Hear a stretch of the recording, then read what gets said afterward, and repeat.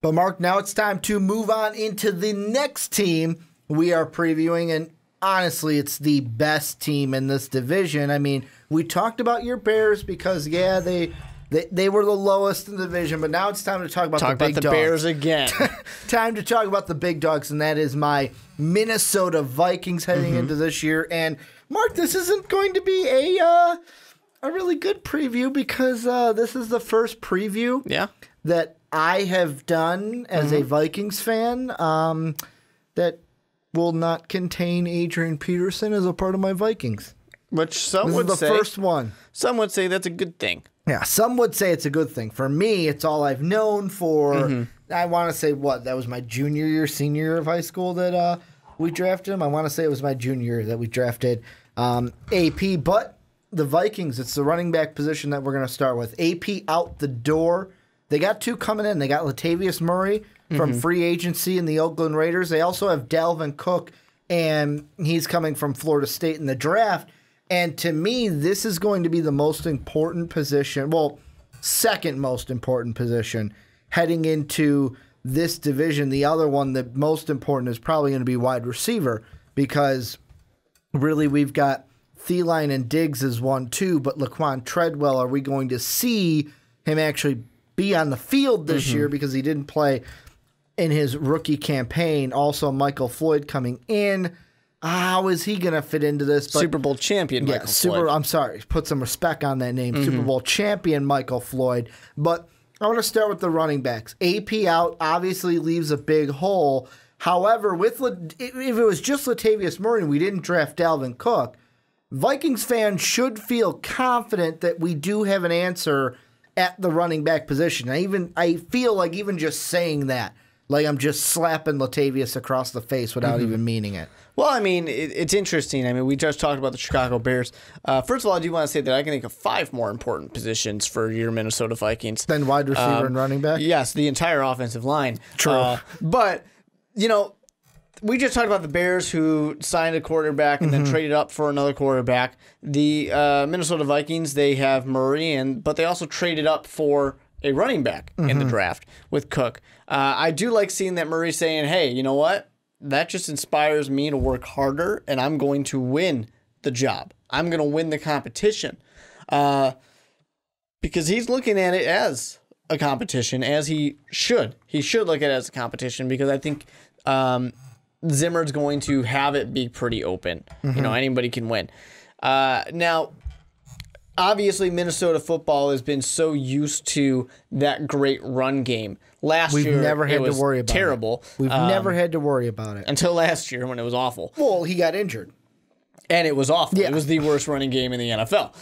That's not 100% the running back's fault. You had no offensive line. Literally, there were cardboard cutouts of offensive linemen out there. The jokes. And that's it. I like that, Ricky. Oh, the jokes.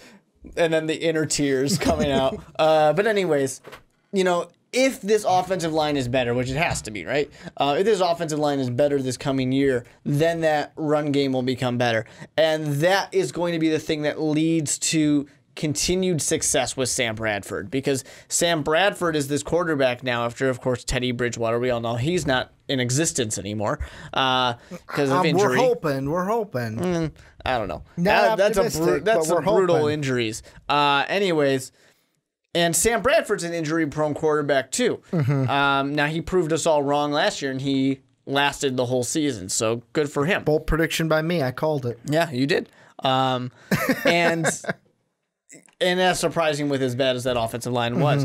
But anyways, he needs this offensive line and this running game to be successful because when this team fell apart last year, the defense couldn't continue carrying them, and Sam Bradford kind of started off extremely hot and then came back down to earth a little bit. But he needs to be complimented because he is that kind of, I'm going to play mistake-free football.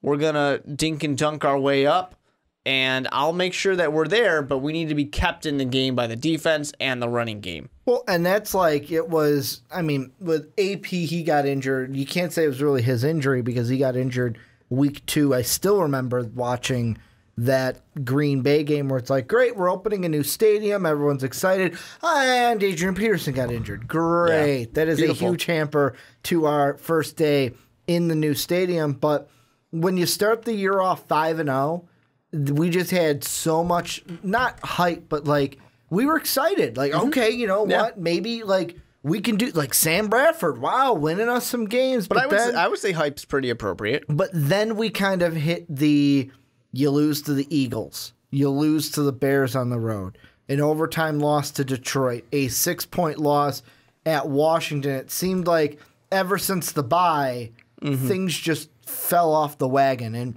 you kind of had that. You kind of had that thought of like, yeah, you know what? Can the defense really hold? Like, and after that Week 5 win, like there was one of those games, either Week 4 or Week 5. I kind of sat there and I went, can the defense continue to carry us?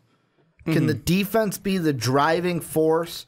And they have been for so long. But it's like once the levee broke, it's like we couldn't stop it. We didn't have the offense to say, well, now it's all on the offense. Yeah. Because of, like you said, dink dunk down the field, don't make mistakes. And that's where I think that this season, and he's not going to be the main one I look at, but a guy that I look at, Laquan Treadwell has to be that guy. He needs to play. He needs to be that guy where it's like, you know what, we drafted you because in college you were a big play threat.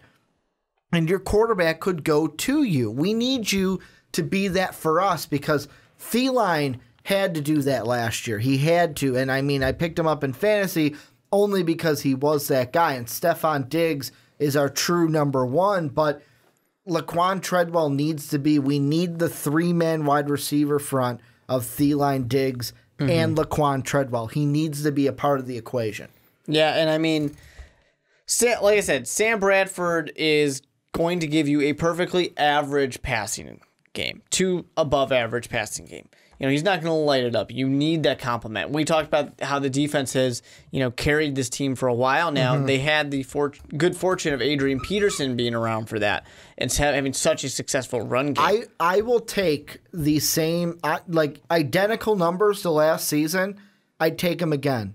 Just over 30. For Sam Bradford? Yeah, over 3,800 passing yards. 20 touchdowns, 5 interceptions. Well, yeah. Touchdown to INT ratio of 4-1. I'll take that all day. Well, of course. But, I mean, that's only going to get you so far on its own. Obviously, if he has that run game there with him, then all of a sudden we're looking at a playoff team. Hopefully Latavius Murray can be the 1, Dalvin Cook can be the 2, and we can have a 1-2 punch in the backfield when it comes to the run game this year. Because I look at last year, Latavius Murray also had a quarterback that did what? Took care of the football. Like Derek Carr, there's a reason why he is now the highest paid quarterback in the NFL. Yeah. Because the dude's pretty damn good. And very different than Sam Bradford. So it'll be fun to watch that difference. I mean, with the Raiders, they are more big play ability down the field with their 2 Crabtree and Cooper on the outside. But I still think even in a dink and dunk offense, the Latavius Murray paired up with a quarterback that doesn't turn the ball over can be successful. It's just, can we block for him? Yep. Can we block? Can we create holes for him so that he can get through those holes and eventually those big plays that we saw in Oakland? Because it really comes down to this. If you look at this team and this defense will get you to the playoffs. Sam Bradford could get you to the playoffs because he's not going to make mistakes. It's that giant question mark of offensive line. I'm going to put the run game as a question mark, even though it should be better than last year, obviously. But for now, we don't know yet. Because it's an unknown. Yeah. Exactly. So they get the question mark. They have what they need to get into the playoffs.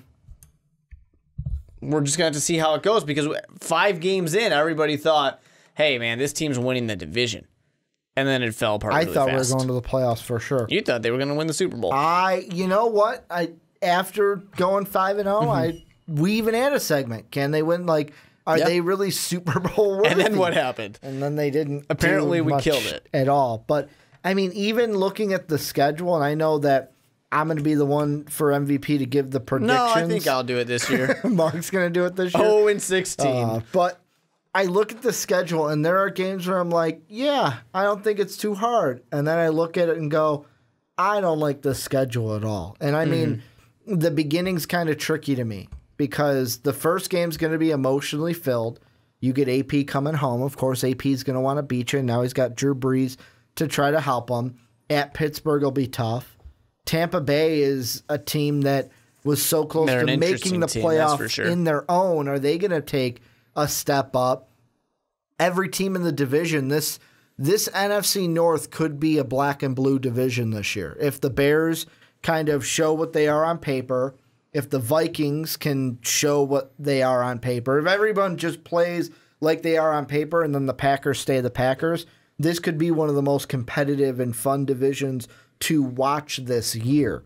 But then I just see teams like Baltimore, the Redskins, you have the NFC champions from last year, Atlanta, in Atlanta. Carolina's hoping to take a step up.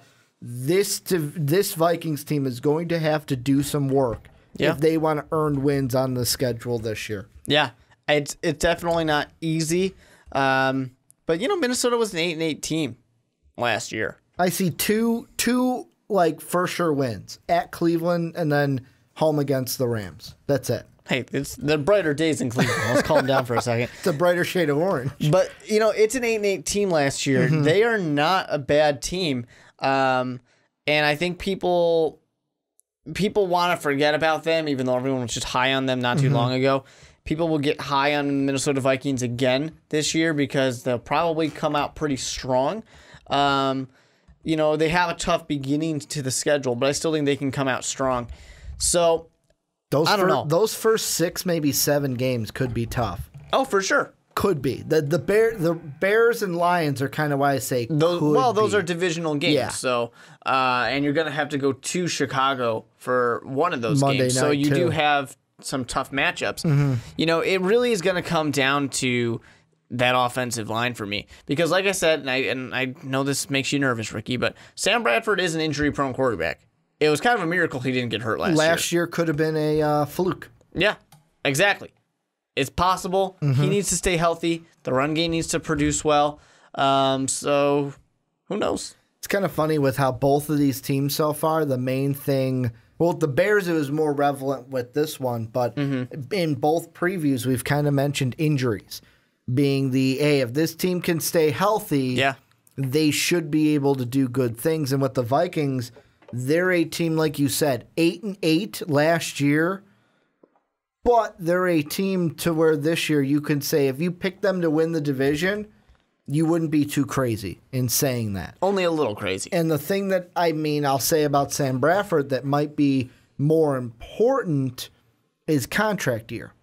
This is going to be a contract year for Sam Bradford, so are we going to see him play up a little bit?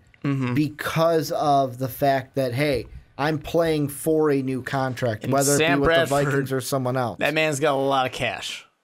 Yeah, he's gotten paid a lot in his career. Was he the last quarterback to cash in on the before they went to the rookie deal? And that's kind of why everybody has always been so critical of Sam Bradford, because he was that last quarterback to cash in. Because he cashed in on it and then didn't live up to that type of money. The big thing for Sam Bradford really is the fact that,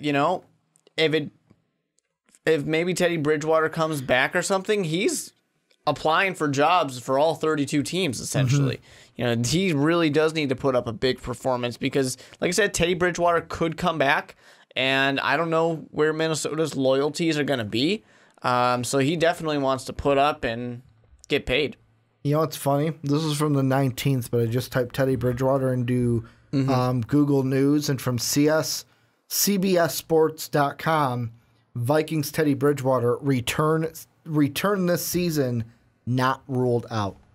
So there's even a possibility that he's thinking, hey, I might be returning this year. Well, he knows that his job's in jeopardy because of Sam Bradford. If he's able to, if Teddy Bridgewater is able to get back to form and get back to playing ability, maybe this is me speaking before injury, Teddy, but I'd take Teddy over Sam Bradford. I would take, because Teddy, besides this one injury, doesn't have the same injury history. Yeah, but he's Sam a lot Bradford. Younger, though. He is a lot younger. But also coming back from this injury, you don't know how it's going to affect him moving forward, and if when he does get back to playing football, if he gets back to playing football, how will that affect him on the field, and what type of quarterback will he be post-injury, post-leg injury? But yeah. Any things that you think we missed on the Vikings? No, I mean, this team should be good. So that's really what it comes down for them. It's just show it. It's about time you show it. Well, this is where you guys come in. Let us know down below what you guys think. Running back situation, wide receiver situation. What do you think how Sam Bradford's going to play this year? Let us know down below in the comment section.